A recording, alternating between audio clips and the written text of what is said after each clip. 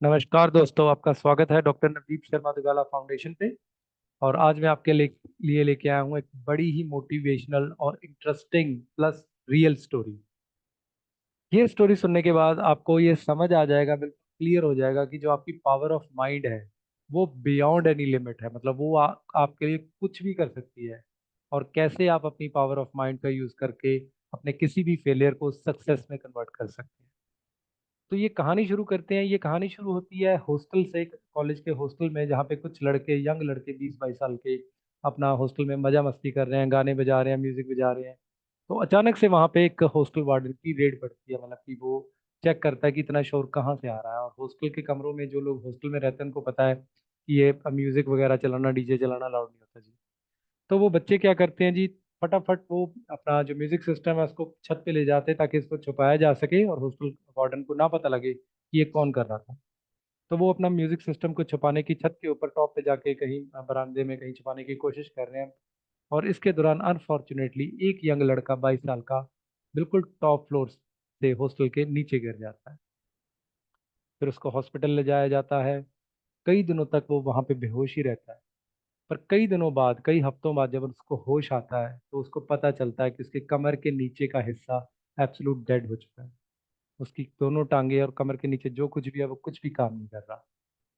और जब वो अपने आसपास देखता है, उसकी रिब्स फ्रैक्चर हो चुकी है, उसकी स्पाइन फ्रैक्चर हो चुकी है, उसकी टांगे फ्रैक्चर हो चुकी हैं।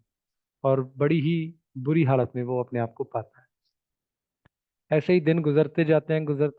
तो वो अपने साथ वाले किसी जो साथ वाले पेशेंट है उनसे भी बात करता है। तो वो भी ऐसे ही कुछ बेचारे होते हैं जिनकी कुछ ऐसे एक्सीडेंट से हालात होते हैं। और इन सारी चीज़ों में सबसे ज़्यादा जो उसको लड़के को परेशान करती है चीज़, वो जो उसकी यूरिनल पाइप लगाई होती है। तो वो उससे बड़ा परेशान होता है। तो वो डॉक्टर साहब से पूछता है कि डॉक्टर साहब की ये कितनी देर मुझे ये पाइप और लगाना पड़ेगा, ये आप कब निकालोगे? तो डॉक्टर उसको जवाब देते हैं कि जी देखिए, वो जो आपके साथ वाले पेशेंट हैं उनकी तो अभी तक नहीं निकली। तो ये जो लड़का है ये पूछता है जी ओके, तो उनको कितना टाइम हो गया, मतलब ये चीज़ को सहते हुए? तो वो डॉक्टर जवाब देते हैं जी 18 साल। 18 साल पहले वो यहाँ आए थे। और उनका एक्सीडेंट हुआ था, स्पाइन टूट गई थी। तो अभी तक ना उनकी टांगें चल रही हैं, ना वो यूरिन विदाउट पाइप कर पा रहे हैं। तो इससे इस यंग लड़के को बहुत बड़ा झटका लगता है कि क्या मैं भी अपनी सारी उम्र ऐसे ही बिताऊंगा? मतलब कि एक यूरिन तक नहीं कर पाऊंगा या कभी चल नहीं पाऊंगा। तो वो इस झटके को सह नहीं पाता। वो क्या करता है, वो अपने आप से आज एक वादा करता है कि या तो आज मैं अपने दम पे यूरिन करूंगा, और या फिर मैं, मतलब कि इतना पानी पीऊंगा, इतना कोल्ड ड्रिंक पीऊंगा कि मेरा पेट फट जाएगा। तो जैसे ही उनके मदर उनके पास आते हैं तो वो कहता है जी कि मुझे लिम्का की बोतल ला के दें, कोल्ड ड्रिंक की। तो आज मैं अपने आप से यूरिन करूंगा पाइप से। उनके माँ बड़े परेशान हो जाते हैं। तो वो उनके सामने तो नहीं, बट सामने एक मंदिर होता है, वहां जाके भगवान के आगे गिड़गिड़ाते हैं, रोते हैं कि ये, मैं प्लीज मेरे बेटे को बचा लीजिए भगवान, आज वो कुछ कर जाएगा। तो वो बच्चा जी बहुत सारा कोल्ड ड्रिंक पीता है और पूरा अपना जो माइंड है वो बिल्कुल फोकस कर देता है कि जैसे इमेजिन करता है कि जैसे ही is going to do urine. पूरा जो उसका माइंड का फोकस है वो बिल्कुल उस जगह पे आ जाता है। घंटों लग जाते हैं पर वो फोकस वेवर नहीं करता, पूरी अपनी कंसंट्रेशन बना के रखता है। और उसी दिन शाम को धीरे धीरे बाय ड्रॉप धीरे धीरे उनका यूरिन हो जाता है। तो जब डॉक्टर आते हैं तो वो पेशेंट उनको बताता है कि सर, कि मैंने अपने आप से यूरिन किया विदाउट एनी पाइन। और डॉक्टर जवाब देते हैं कि ये तो पॉसिबल ही नहीं है ना जी, this is not possible, how you can do it. तो वो लड़का फिर से अपनी माइंड कंसंट्रेशन से दोबारा डॉक्टर को यूरिन करके दिखाते बताते हैं। उस पे डॉक्टर्स की टीम बैठती है और डॉक्टर जो कंक्लूजन लेते हैं कि ये पेट के मसल को यूज किया गया, क्योंकि कमर के नीचे तो सारा कुछ डेड है, L3 स्पाइन के नीचे सब कुछ डेड है, तो कुछ हो नहीं सकता। और ये पेट के मसल का इस्तेमाल किया तो हो गया। तो वही उनको बताया गया पेशेंट को कि भाई आपका जो नीचे वो कुछ नहीं चल रहा, बट चलो ठीक है, आपने पेट के इस्तेमाल से, मसल के इस्तेमाल से ये कर दिया है, तो जो मेडिकल में समझ आता है। पर आप प्लीज़ ये ना सोचे कि आ, कि इससे आपकी टांगे ठीक हो जाएंगी, आप चलने फिरने लग जाओगे, वो किसी भी हालत में पॉसिबल नहीं है। क्योंकि हमने बहुत पेशेंट्स को देखा है, ये चीज़ें नहीं हो पाती जो आपकी फिजिकल हालत। ये सुन के एक टाइम पे तो वो लड़का बिल्कुल ही अपनी हिम्मत खो बैठता है। मतलब यहाँ तक कि इतना लो फील करता है कि उसका मन बिल्कुल बुझ जाता है। पर वो हिम्मत नहीं हारता। उसको पता, एक चीज चाबी हाथ में आ जाती है, एक चीज पता लग जाती है कि अगर मैं अपने माइंड को कंसंट्रेट करके फोकस करके, अगर मैं जो यूरिन हो नहीं सकता था वो मैं विदाउट पाइप खुद कर सकता हूँ, तो क्या मैं अपनी टांगों को नहीं चला सकता? तो वो लड़का जी बड़ी कोशिश करता है कि वो सिग्नल भेजता है माइंड से कि पैर हिले, कुछ कुछ अंगूठा हिले, कुछ हिले, बट कुछ भी नहीं हिलता, कुछ नहीं होता। कई दिन कई हफ्ते बीत जाते हैं। तो फिर करते करते उस लड़के के माइंड में एक आइडिया आता है। वो क्या करता है जी, अपने पैर के अंगूठे जो अस्पताल की रस्सियां पट्टियां होती हैं उनसे बांध लेता है। तो अब वो सेकंड ट्रिक क्या कर रहा है, पहले स्टेप पे उन्होंने माइंड कंसंट्रेशन किया था, अब वो क्या कर रहा है जी, इमेजिनेशन कर रहा है। अब वो माइंड से सिग्नल भेज रहा है कि मेरे पैर हिल रहे हैं, पैरों को हिला रहा हूँ। और साथ ही जैसे वो सिग्नल भेजता तो हाथ से अपने पैर हिलाते मैकेनिकली, क्योंकि एक्चुअल में तो सिग्नल जा नहीं रहा और ना ही वो पैर हिल पा रहा है। तो वो जैसे ही माइंड से सिग्नल भेजते थे, अपने हाथ से रस्सी पैर के अंगूठे की खींच देते थे, अंगूठा हिलता था, तो उनको इमेजिन होता था, उनको ये फील होता था कि हाँ मैंने मेरे माइंड से मेरे पैर चल रहे हैं।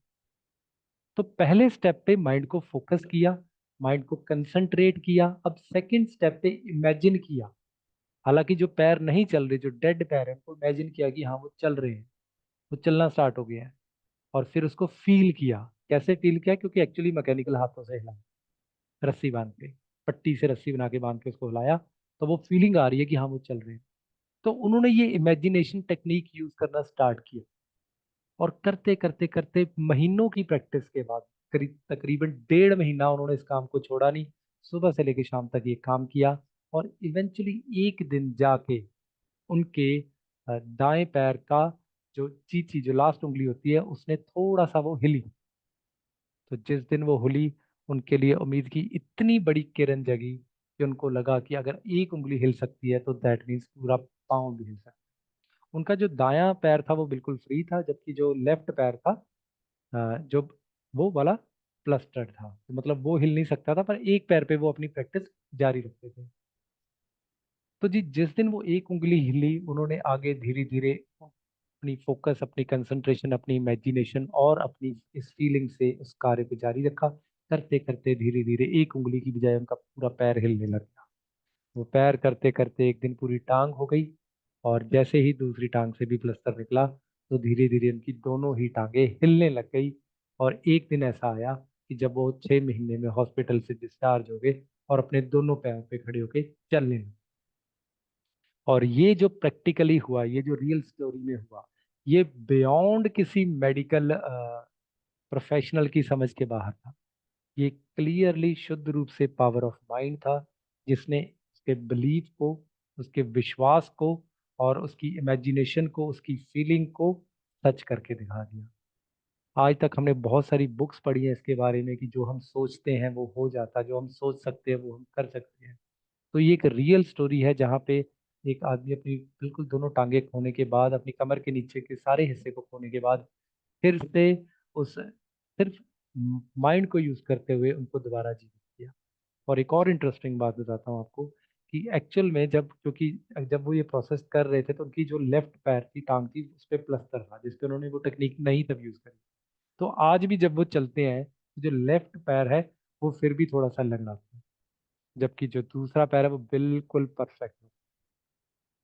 तो ये एक प्रैक्टिकल और रियल स्टोरी है। और इस स्टोरी और जो जिनकी मैं बात कर रहा हूँ वो मेरे कुलीग, मेरे दोस्त भी हैं, मेरे बड़े भाई की तरह हैं। तो उन्होंने, जब मैंने उनसे ये बात को जाना, तो मुझे लगा कि मैं अपनी ऑडियंस के साथ इसको जरूर शेयर करूं, ताकि हर किसी को पता लगे कि जो पावर ऑफ माइंड है वो बियॉन्ड एनी लिमिट्स है। लिमिटेशन सिर्फ रैशनल माइंड की है। जो हमारा सबकॉन्शियस माइंड है वो कुछ भी कर सकता है, किसी भी फेलियर को सक्सेस में बदल। और मैं अपनी आगे आने वाली वीडियोस में आपको बताऊंगा कि कैसे आप इस सीक्रेट पावर का इस्तेमाल कर सकते हैं अपनी लाइफ में, कुछ भी अचीव करने के लिए।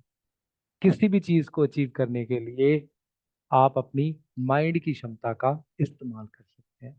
इस वीडियो को एंड करने से पहले रिकैप में आपको जो क्विक क्विक बुलेट पॉइंट्स देना चाहूंगा वो ये है कि हमेशा अपनी पावर ऑफ माइंड को पॉजिटिव चीज़ों के लिए इस्तेमाल करें, मतलब अपने भले के लिए, अपने परिवार के भलाई के लिए, अपने समाज के भलाई के लिए, अपने देश की भलाई के लिए, अपनी दुनिया की भलाई के लिए, और पूरी मानवता और जिंदगी की भलाई के लिए इस्तेमाल करें।